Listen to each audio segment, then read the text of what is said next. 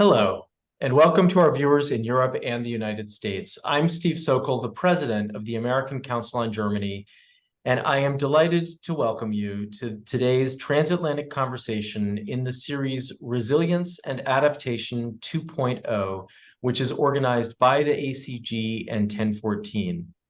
With this series, we want to revisit some of the topics that we discussed during the height of the COVID-19 pandemic and in its immediate aftermath, so that we can evaluate which of the trends we observed at that time have proven to be enduring.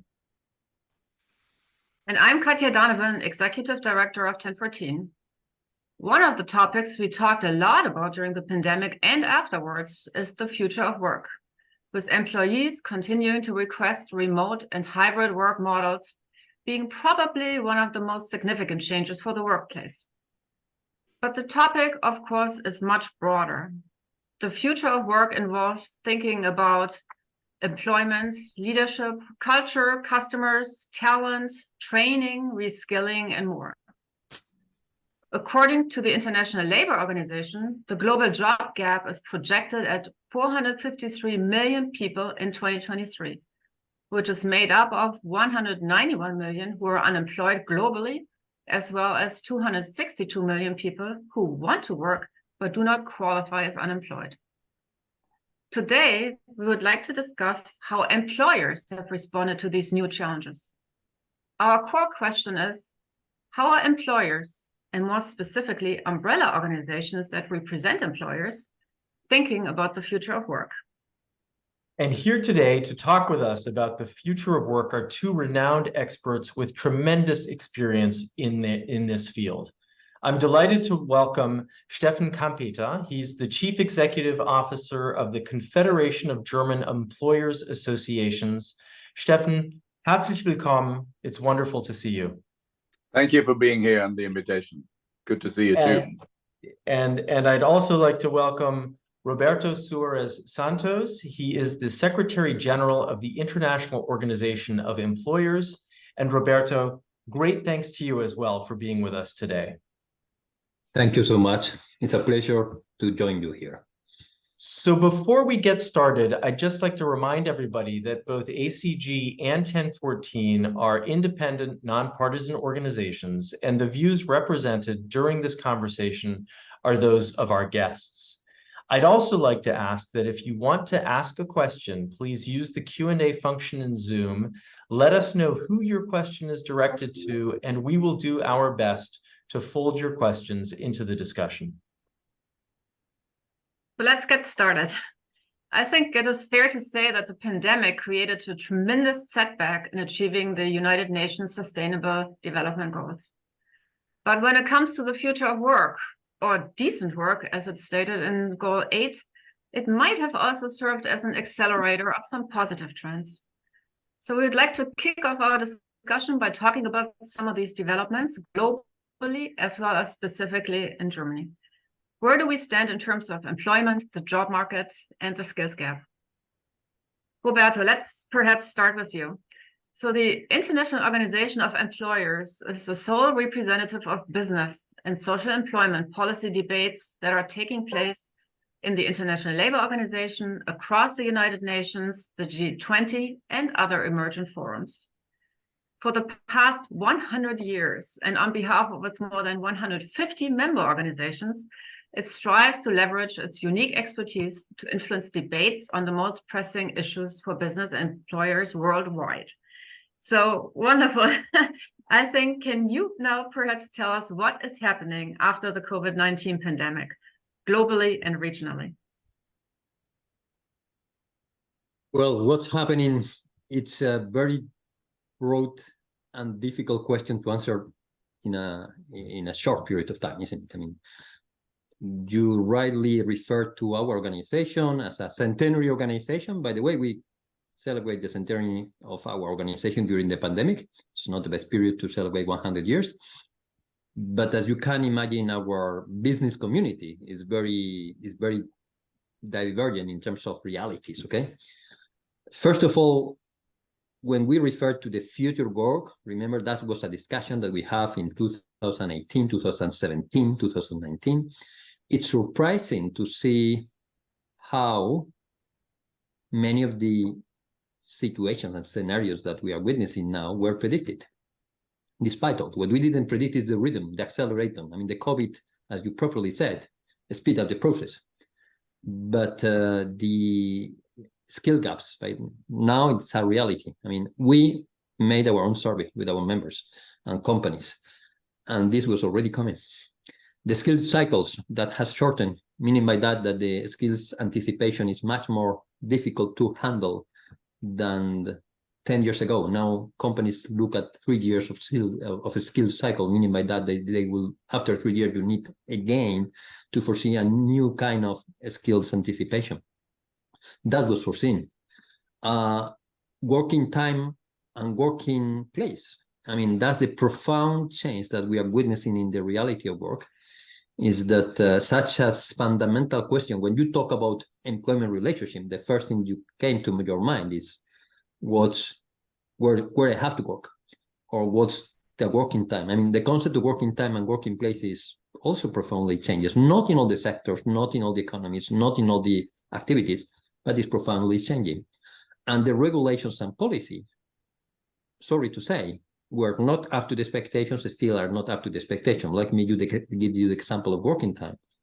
I mean, when working time regulations appear, they appear, by instance, in the ILO through international labor standards. And the first convention of ILO was precisely in working time, to put limits and to avoid, a kind of abuse or excessive use of working time, even more from a health and safety perspective to some extent, and also at the EU level that was regulated with that perspective.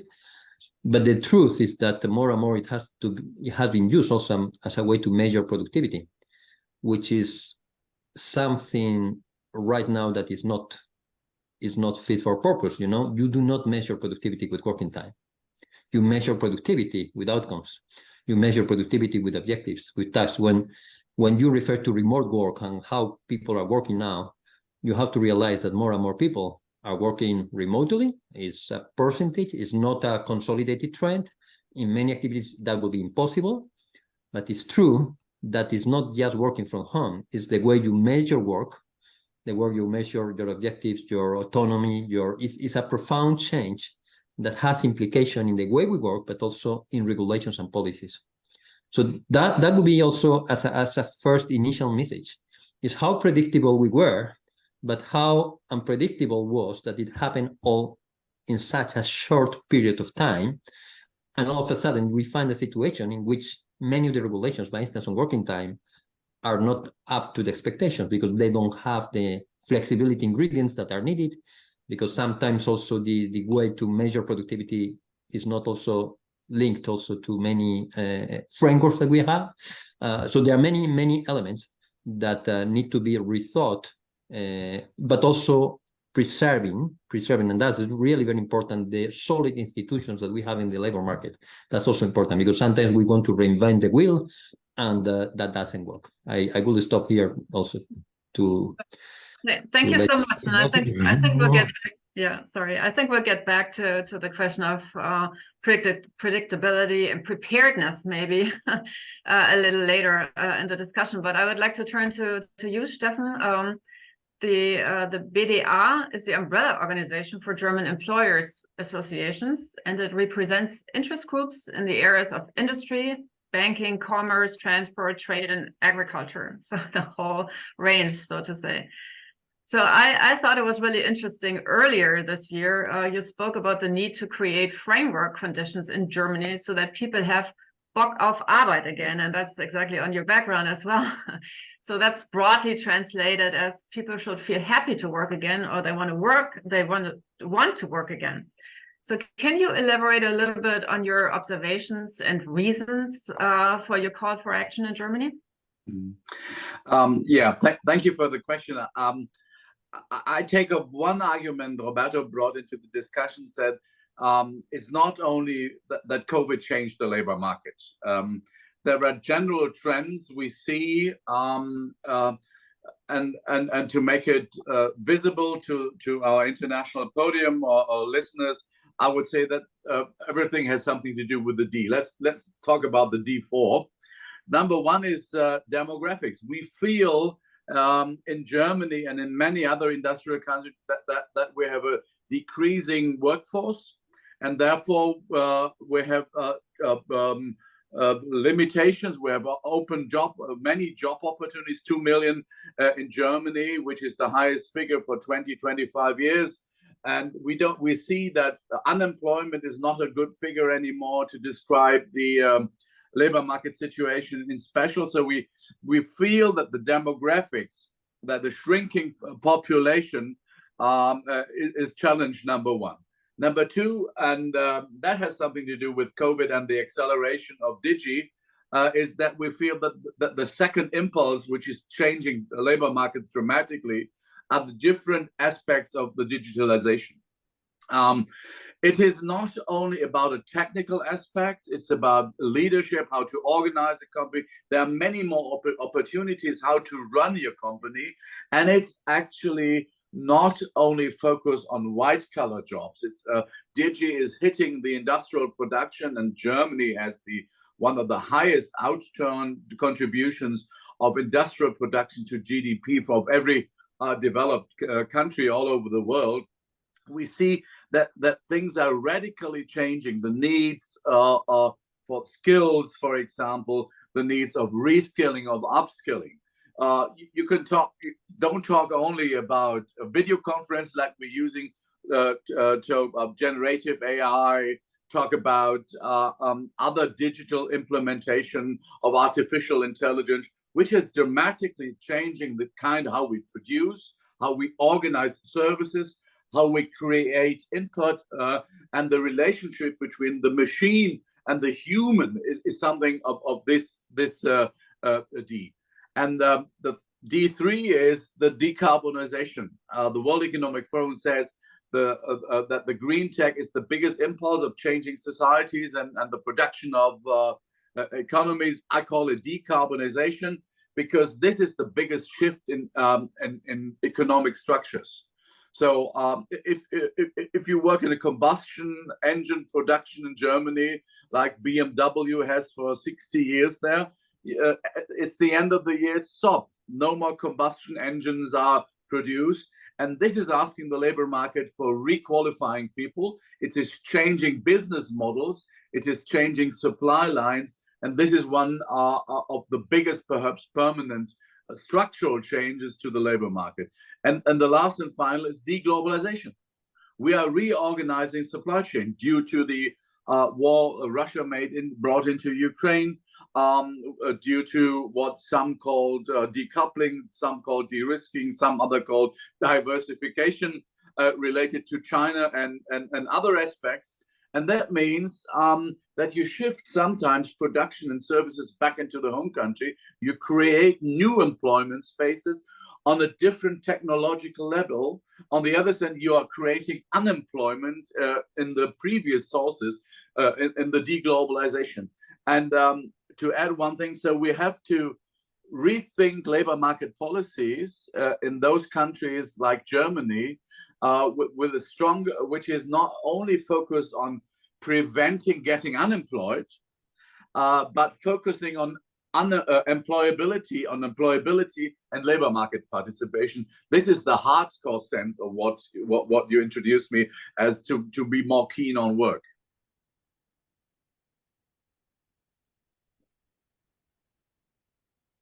Thank you so much, and I guess that all feeds into your call for action. And with that, we do have a viewer's question, and I'd just like to fold this in at this point. So the viewer would like to know that workers, especially after the pandemic, but definitely for quite a few years before that, seem to be embracing a more precarious working model. So how do you deal with that from, given these broad backgrounds now that you just described? A precarious working model. I'm not quite sure whether I know what it is, but I suggest perhaps a trade union representative could work on that one. Actually, the traditional labor contract is changing. We were coming from a world we have a tradition of social partnership there, which gave collective wage and labor market condition bargaining between trade unions and employer association. Has 10 or 20 years ago, these 5 days a week, 9 to 5, or a more industrial working time situation. We see in our companies, not only by the so-called Gen Z, but in general, by employment force, they want more flexibility. And they do not any longer want to belong to these very harsh framework. They want to work longer one day and shorter the second day. So flexibility is key, and that sometimes is probably seen as more precarious of the old time model. I wouldn't give it a negative sentiment. I would say in industrial countries like I'm representing one here in this debate, flexibility is not precarious, but it's the new normal, and we have to give a framework to them that, for example, social security is guaranteed as well in this new flexible model, and is not coming into a negative social impact. And I would say in the dialogue between national governments and the European Union, I think we're on the way on a good path. Let me maybe, or yeah, Roberto, I'd love to. Yeah, I would like to add to that. First of all, bear in mind that these flexible forms of employment that are here, well, some of them already were there. I'm sorry to say, it's also a way to dynamize the labor market, okay? At the end of the day, what matters is not just to have a job forever, is to be able to change jobs quickly and to find new opportunities. That's the best stability. I come from a country, and I can't say it, I'm Spanish, and in my country, the labor regulation was very protective to the workers. But the feeling of insecurity was very high, because once you are out, it's very difficult to find another job, isn't it? So at the end of the day, what matters is that the institutions, the labor market institutions, help you as a worker to find other opportunity. That's, for me, the key aspect that we need all to interiorize in our mindset. You have more and more, and that's true, the new platform economy, gig economy. Still, the data are very relative. It's very difficult to grasp how this is growing, but it's true that you have more workers, especially in developed countries, in formal economies, using platform as a way also to generate incomes. Okay, and that. But Roberto, I don't want. Please. Yeah, I'm just finishing, and that's raising also some issues. But at the end of the day, all these new realities are here to create also opportunities that didn't exist before. Mm-hmm. And that's the main point. I agree with everything, but I actually was not talking about these new forms. I'm just, we can do that, and I share everything you said, but I'm focusing that in the traditional type of labor, we have complete new flexibility, people coming into the job on Monday, Tuesday, making a stop on Wednesday, and sometimes working on Thursday and half a day on Friday, which is a challenge to the employees, but which is necessary flexibility from our side to keep the labor cost in to our organization. And the gig economy wasn't actually, I was thinking of the gig economy, but this is the type of flexibility we see, for example, especially in services as well in Germany. Mm-hmm. Yeah, totally. I mean, the flexibility applies to the forms of employment, but also within the traditional and classical employment. Also, more and more, what you see is that you need flexible partners. And that was precisely the point made at the very beginning, that the new realities of work means that you also have to change your mindset. And also the policies sometimes are not to the are not yet there. I mean, they will get there, okay? So I'd like to maybe pick up with a couple of follow-up questions to each of your opening comments. One of our viewers actually followed up on something that you said, Steffen, when you mentioned the shift away from the combustion engine in Germany. And the viewer asks whether you think that German workers who work in the automotive sector on combustion engines might end up moving to countries that are not as focused on electric vehicles, and whether they might actually end up getting a wage premium for their skills, where they might actually bring some real knowledge to bear, some real content to bear. Do you see sort of a labor migration in a positive sense that way? That's an interesting question, and probably the person who's asking is not a German, because this is would be a very revolutionary attempt. One of our structural problems in the German labor market is a regional immobility. And I would rather say it's not the labor will move, but the production will move into countries. It's a European decision in non-combustion engine. It's not an Asian decision. It's not an African and not a South American decision. So I would probably see the production move and upskilling and reskilling in those countries which are closer to the future combustion engine market. Then our talent will move. What big German car building companies do is try to reskill their workforce into the new forms of labor, because on the one hand they need to be reskilled due to skill needs. On the other hand, we have a labor demand due to demographics. This will not 100% fit to each other. But in Bavaria, which is the area where I'm talking about at the moment, we don't have unemployment in a real way. So there is regional flexibility, but not international mobility of the labor market. So sorry, those guys won't work in South Africa or in South America. Interesting. So I'd like to come back to sort of the more broad comments that both of you made at the outset. I mean, Roberto, you were talking about a number of trends, many of which were anticipated, but what was maybe not anticipated was that they would all happen simultaneously and all happen as quickly as they ended up happening, and that the pandemic served as a catalyst to create a perfect storm. I thought Steffen's analysis with the 4 Ds was another very interesting way of looking at this. And I guess, one thing I grapple with, and this is a question for both of you, but I'd love to hear you first, Roberto. If we saw these trends in 2017, 2018, why weren't we maybe better prepared for the disruption that we experienced, despite the fact that everything came together? And then in a second round, I think it would be interesting to hear what kinds of lessons are being drawn from this. Well, Roberto? This is history of humankind. And we are more and more able to predict things, not always to react quickly, because collective decisions take time. I give you the example of the ILO, which is the organization I work more with.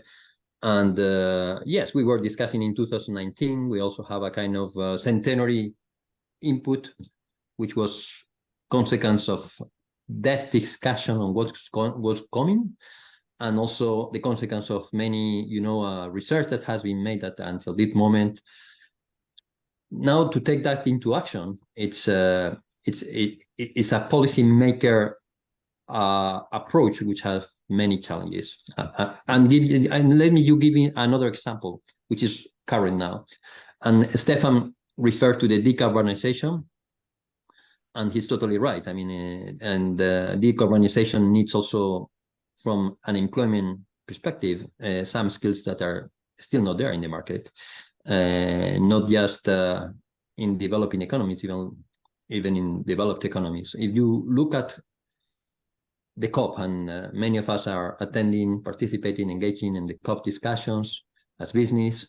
If you go at the COP 27th, but also I think is the case now, these NDCs are the contributions that countries made to the Paris Agreement, and how they anticipate just 40% of them contain skills plans, which already tells you something about the slowness, the lack of capacity to react quickly.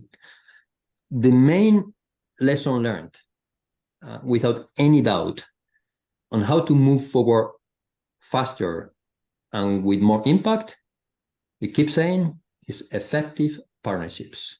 First of all, we need to realize that we have to act better jointly. It's not always the case, and I can give you examples of how the language that business is using regarding labor market needs is not exactly the language that is used by public authorities, even by educational systems. beyond the language, sometimes how you implement partnerships efficiently together is not always working. There is also an ideological sometimes prejudice. Sometimes when working with business in some countries is not the most well seen, let's put it like that, partnership that is from the public opinion. So there is much work to do to improve the way the employers, the business community works with other partners, including, of course, trade unions, and we have a long tradition, some of our organizations, to work with the trade unions, but also with other stakeholders. That's, for me, a key aspect where we need to improve. We need, if we want to do better for the next time, and I hope there's no pandemic, but something else perhaps, okay? So that to your question, Stephen, is what is the lesson learned? How we can improve better working together with the different institutions and international organizations, stakeholders. That's actually a perfect segue to Steffen, because one of the things that the BDA has been recommending has been greater collaboration between government, industry, and civil society. And so I'd love to hear a little bit more from you about how you see these kinds of partnerships playing out. Before there's a pre-answer to the answer. Okay. If as an entrepreneur you are behind the curve and you stay behind the curve, you're bankrupt soon and out of the market. So your question, are we prepared? Actually, this is not the question we would ask. If we see as entrepreneurs, as employers, we are behind the curve, we try to take every flexible effort to get ahead of the curve and to get market advantages to that. And this needs in crises an enhanced flexibility, a stronger focus on resilience. For example, you probably in crisis you do more invest to prevent risks. Yep. And one of the factor of doing more resilience is that the structural changes, getting ahead of the curve, we do in social partnership, mainly in Germany, especially in bigger companies, in industrial companies. We have as a traditional normal social partner. We have a workers' council who debate this getting ahead of the curve with their management. We have collective arrangement on the national level. For example, at the moment, we're trying to enhance the framework on migrants, labor market participation into the market. It's a different approach, like in the US. And I will close with my visit to the Trade Unions Association in Washington, D.C. Some years ago, I was there with my president, and they were really surprised that we as employers want to dialogue with trade unions, and I wouldn't say they were hostile, but they were really surprised. But this is the German approach, getting things together done to get faster ahead of the curve. I think this is one of source of flexibility. And when I'm talking about social market economy, to you as listeners, they talk about why are you a socialist? No, I'm a corporatist, and then I try to enhance the dysfunctionalities of incomplete markets by social partnership. Well, thank you so much, Steffen and Roberto. So we do have this call for partnerships on a global level with multilateral organizations, but then also on a regional level between different industries or different different sectors, I should say, which of course makes a lot of sense. I would just like to hone in on talking a little bit of you mentioned challenges, opportunities. It seems to be there's a little difference between different countries. Sort of some seem to fare do better, others not so well. So I think in an interview in October, Steffen, with the Hans Seidel Foundation, you stated that the gross domestic product in the United States from July to September 2023 gained 4.9% despite high interest rates, whereas in Germany it declined again. So how do you see, in the industrialized world, how do you explain these differences? So are some countries better prepared for these kind of partnerships that you talked about, better prepared to tackle these challenges as others? And what are the reasons maybe? But countries have different competitive advantages and disadvantages. And if you're hit by a crisis which mainly attacks your competitive advantage, for example, completely supply chain, medium range energy, and something like that, you are hit very hard, and the focus is in general on competitive disadvantages. And I believe we have seen that in the US, that they were been attacked by the mutual and several crises, and they probably, in my impression, they have a more pragmatical approach to enhance the possibilities of the supply side than we have had in Germany. Number two, I believe that the US were more flexible in adapting a new situation than we have seen in many European countries. For example, our government framework is built before the war, before inflation, before the interest rate change, before the cutting of the supply chain, and in the belief that COVID is only a small, tiny intervention. And we see that the world has dramatically changed. And the policy of, especially economic policy, which is basing on the supply side, has not changed. This may be an explanation for the difference. Some of my members believe it has to do something with the government, but it's not, probably it's not as simple as that. Yeah, well, there are a lot of exactly differences between the countries. Roberto, and you have the global perspective on that. So maybe you can talk a little bit about, how the so-called global south, for lack of a better term, fares compared to, like, for example, the United States and Germany. So some countries have been, very hit by conflicts and other challenges even before the pandemic. So now it's probably has exacerbated the dire situation in these countries. So how are they coming out of this? Well, 60% of the total occupied population is in the informal sector. In some countries, Sub-Sahara, or is even 80%, 90%. We have been very limited in terms of reducing the informality sector weight in most of these countries, for whatever reason. If you can have good experiences with the practices on countries like that have, especially China, South Korea, they have managed also to get there much better, but it's still very limited, the progress that has been made in order to reduce informality. Informality is linked to weak institutions, corruption, is linked also to lack of compliance culture, is linked also to many elements that are structural, that are not going to disappear because of the new realities of work. But having said that, what is also very, very important to take into consideration is that these new realities can help further also to get another scenario, if properly channeled.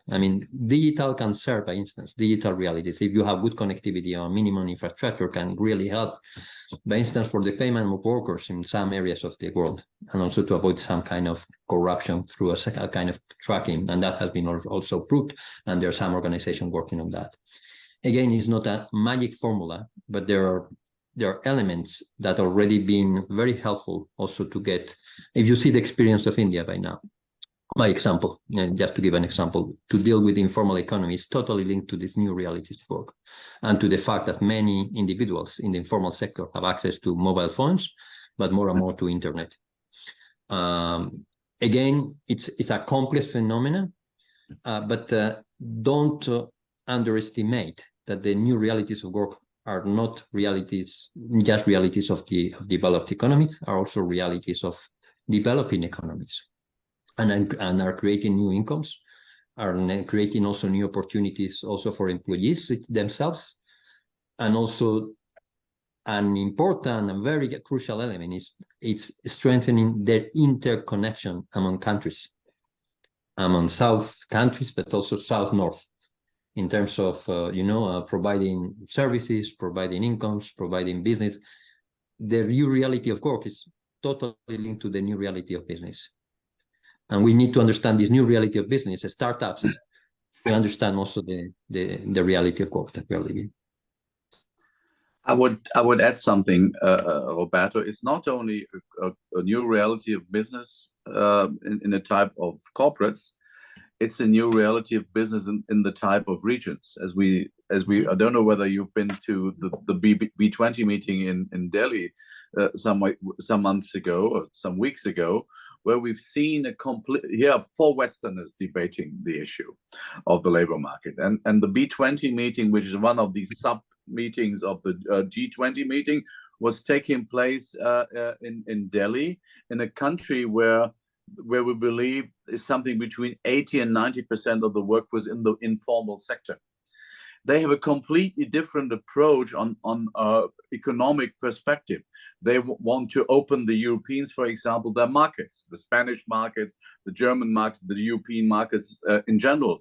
They do not really care about our social security system. They do not really care about the ILO core norms on the labor market, because they come from a completely different approach. And we have to see that the will to accept what we believe in Geneva and in Washington, D.C.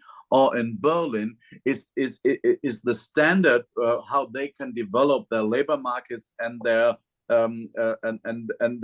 economic systems. So one of the new realities is that the Westerners are no more the driving force of these economic standards.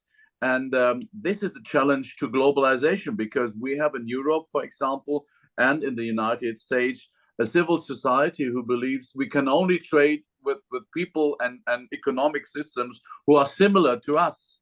Mm-hmm. If this is something which will be the new standard, don't trade with the ugly guys.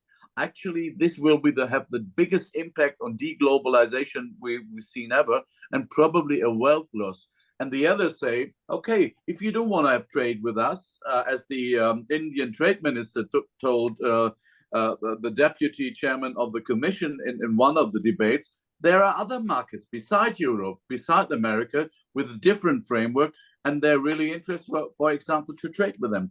So this is the new reality we have to see. We have really hard to work to get acceptance for what we are debating as 4 Westerners on this platform in this afternoon or this morning, to respect to our American friends, to be accepted in other economies of the world who have a different approach, a different level of formality, a different perspective, what is necessary to get richer as they are today.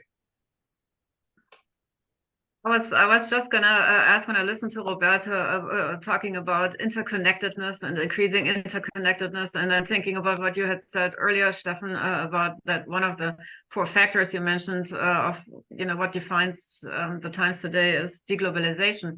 So I was just gonna ask, how do you match that? So Roberto, do you think regionalization is the answer to that?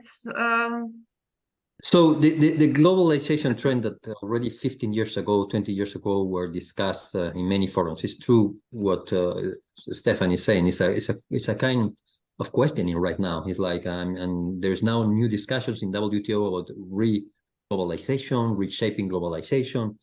What is WTO, Roberto? What can you explain? I'm not authorized to say that. Isn't that a relevant organization yet? Sorry for being rude. Yeah, but it's true that there is some big questioning of the trade integration, and the narrative is not helping there. But let me give you some examples. I mean, Stephen was referring to India. And many of us are using now, services from the platform economy, and you can have now from Geneva, but also from many developed economies and developed economies, you can have accountants. You can have English editors. You can have also designers, but also beyond that, also some support, technical support on IT from India, and it's from Pakistan. And that's all around. I mean, that's the reality, and that's providing challenges, and that's giving us challenges on how efficient we are to provide answers to these new trans-border realities in terms of sometimes social protection, and I live that very intensively because we in IOA we have people working from France very often or from other European countries. You have challenges in terms of not just social security, sometimes what is the labor regulation, whether these workers are workers or not workers, employees. So it's a kind of big phenomena, big trend, despite all the narrative that is coming. And the problem, again, Steven, you were referring to that, how quick we are to anticipate that, how quick we are also to leverage that, because it's a big opportunity. It's a big opportunity for this economy, but also for us.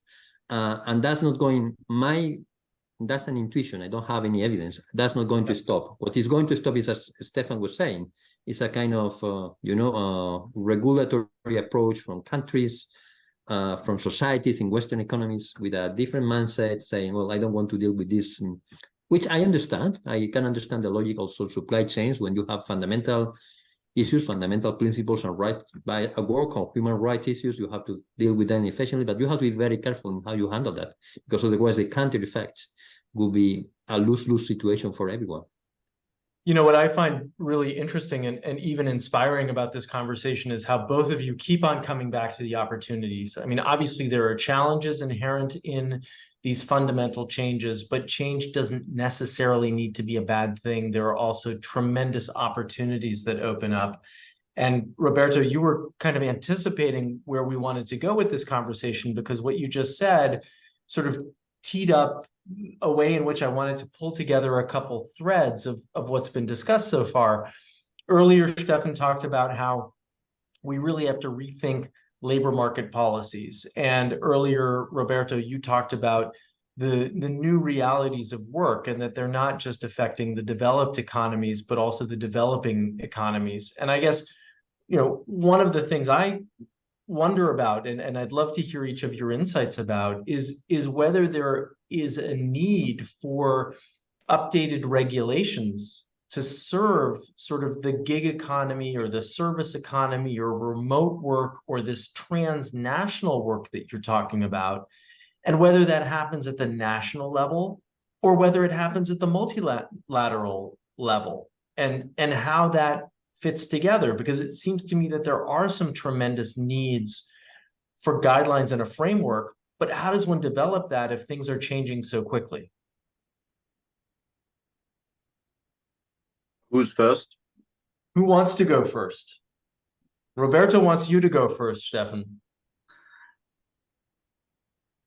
So As you want, please. I'm teasing. So I take up the question. Do we need framework for platform and gig economy? It depends. If you talk about gig economy of people redistributing food to your flat, Stephen, it seems to be a different question whether we need regulation for gig economy. Who delivers IT services from Bangalore to London or to Washington DC or within the European Union? So we have to. I have a debate with the European Commission on that one, and we recommend the more qualified we talk about, the less regulatory approach do we need. There is a tendency to get the gig economy into traditional forms of labor and labor regulation. I would say this throws us behind the curve, because there are job opportunities, growth opportunities, and others. But I would say don't focus only on new forms of labor. One sort of success or precondition is skills. We have to have a global skill debate, because skills and reskilling and upskilling for this new surrounding with the 4Ds is the one and central precondition for success. They probably shall be answered differently in India than in Spain or in Germany. But if we are not aware that the skills and education are the biggest necessary precondition to cope with this change and get it into a success, we will fail. So what we need is a global debate how necessary skills are. Skills are not only formal skills, they are informal skills. They are types of skills like creative thinking or collaborative thinking and all that stuff. And there are new jobs we don't have on senior, especially on the IT sector, not only for high-skilled labor, but there are many job opportunities in a human tech collaboration we will see in the next years to come, and all the possibilities of success have to do we see the skill change? Do we adopt the skill change? Challenge, and do we work hard on that? Roberto? So just taking on your last on your first point, I think there's not a sector as such, gig economy, which I think is what we have to bear in mind. There's a diverse. I mean, you cannot compare gig economy with the textile sector, garment sector.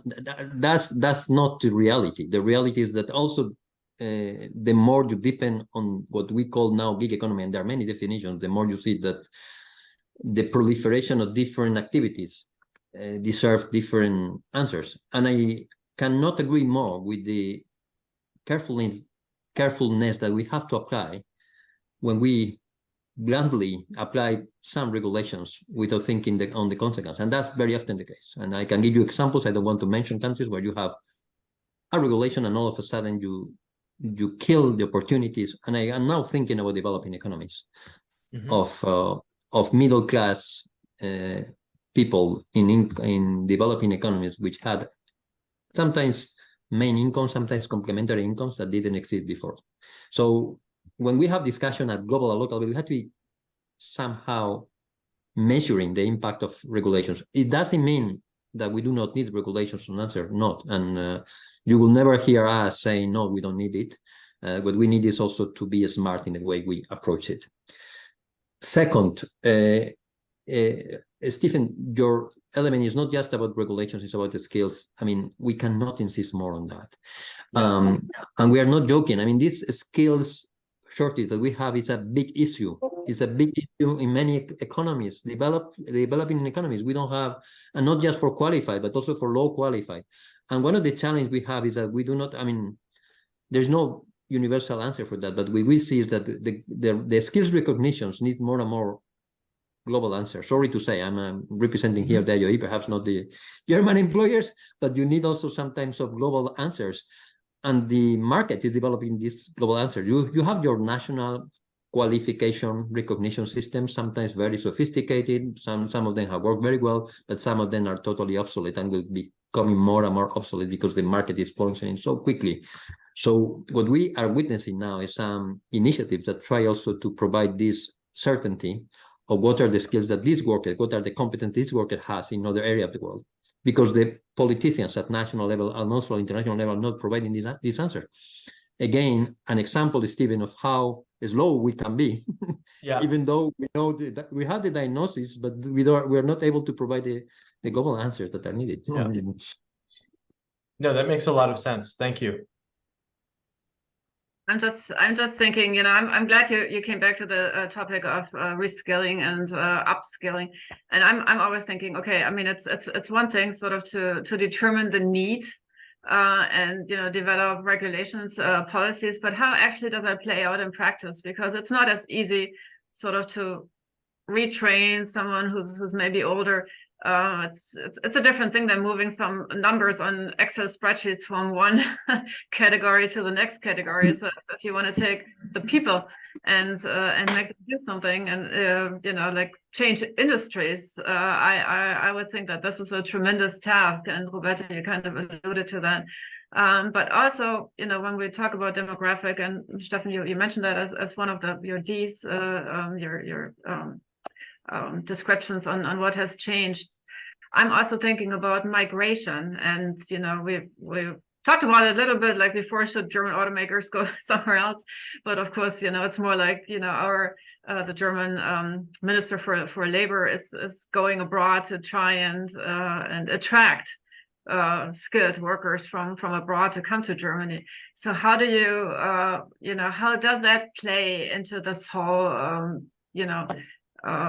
thinking about the future of work and how to max out on the opportunities? First of all, to the labor market question, labor market in Europe and probably especially in Germany and probably in other countries are regional. So the solution for the skill shift has to start on the regional level, where we have labor authorities and collaborative structures. For example, as an example, one big car supplier was giving up production in Aachen, which is a medium-sized German city with a beautiful dome and a very big history. And the regional labor market authority invited especially Craftsmen's Association, but other industry players, to make a labor market move and a skill reskilling organization. There will be a national framework, but solution to this skills from the German perspective will be less or more regional. What was the other question? I missed it. I didn't write it down. About take it you, Roberto, because I'm too old, so one of the questions I took the first one, which is about how in practical terms you implement this skill shift, because it's not so easy. I mean, and you are totally right, Katja. I mean, if you are, and we have witnessed that you have people in the construction sector, all of a sudden they have to shift, and how in practical terms you get the skills and the reskilling that is needed. You know that there is a concept that was created already some years ago, which is called learnability. I don't know whether that's good English or not, but there are already ways to measure your capacity to learn quick, which is much more important than your technical knowledge themselves. Of course, in my instance, if all of us have to change job from one day to the other, how quick you could be also to find other opportunities, which are not necessarily the ones that you are dealing with now, with different competencies. And this concept of learnability is going to be the driver for the future. Of course, you are totally right. In some circumstances, it's very difficult also to retrain all of a sudden.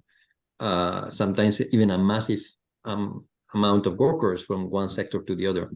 And even if you do that, I mean, you see a lower productivity. That's also has been proved. But there is no other option. That's what we are going. We have to be bear in mind. And there are many institutions that are already dealing with this challenge. Solid institutions that have been working also for many years on also to strengthen this learnability concept. The key aspect is how young people, but also some not so young people, strengthen this capacity to learn quick. We, as workers, and I include myself. I don't know whether that is totally answered your question, but that's the only way we will get there in an effective manner. I take up the question which I missed, which was on migration, I believe, isn't it? Yeah. I would say labor market participation of existing workforce, if it's too low, and Germany is a country which beats migration. Migration is easy for some politicians to say, okay, let's make all our problems solved by labor market migration, which is a complex and not a really big issue, because you have to find the right persons for the right jobs, get them integrated. But what we see is, if we can enhance labor market participation of the workforce, this means weekly, yearly, and life cycle labor market participation of people who are employed below average. This will have a bigger impact on growth, wealth, and social stability. But there's no silver bullet. But if I would say migration, yes, but a stronger focus on labor market participation. So let me maybe weigh in with one quick follow-up to each of you, which each of you have talked about the importance of skills and reskilling and thinking about the skills of tomorrow, even if we don't even know what they are today. And there's this term that's used often here called lifelong learning, that one has to recognize that one has to adapt new skills, learn new skills along the way. And I'd be very curious to hear from each of you whether that's something that you see among your member organizations, member companies, as being something that they pay attention to. And maybe, Roberto, if you want to go first, because I know that you have to leave shortly, then that would be great. You're mute. Oh, thank you also for the question, also for giving me the first place this time, and thank you, Stefan, also for understanding. Awareness on the need to reskill and skill with a new perspective is not always there, to be very frank, Stephen. And bear in mind that we have a wide membership, and I realize that in our membership in developed economies, this is very much there. And as we said before, there are solid institutions already working on that area. I mean, the cooperation model of Germany is for sure going to help. But if you go to countries like Lesotho, or if you go to countries like, I give you the example of Brazil is very much ahead, and at least our member in Brazil has a solid institution on a skills anticipation. The problems are different, and they are very much aware. But you have, many business organizations in our membership that still are not so much aware on how much is at stake for their future if they do not put as a priority in their member business organization skills as a as a service to their members. Sometimes lack of capacities, but it's very often the case lack of awareness. And so one of our roles as employee organization is to put much more emphasis on that area as a way to strengthen their capacities. I can provide you also some figures, but that's centrally speaking and honestly speaking, this is far away from being the case in our membership, but also in countries. And also to give you the example of ILO, is employers that have been pushing hard to have skills as a strategic priority, which means doubling or tripling the resources of ILO for skills anticipation and skills specialists. If you compare now the resources of OECD and ILO, it's not yet there. It's an OECD, in skills is very much no. ILO, as Stephen was saying, perhaps it's sometimes too much on standards and less on skills. So something that is not just in our membership, it's also in the global reality and a national level. Yeah. Well, Roberto, thank you very much. And I know if you need to leave while Stefan's responding to the question, I just want to thank you again for making the time to be with us today. Roberto takes up one point of criticism towards the previous leadership of the ILO, and I believe that I hope that Roberto is successful to address this point to the new one, because ILO can be a competence and center for skills. Your question, who knows future skills? First of all, who do not know future is politics. So if you want a framework for upskilling or reskilling or skills in general, it must be very close to the company line. Where politics and companies go together is you have to have a framework, a mood of culture that skill is relevant. We have some areas where we say, oh, we don't need skills, we're paid enough at the moment, and all that stuff.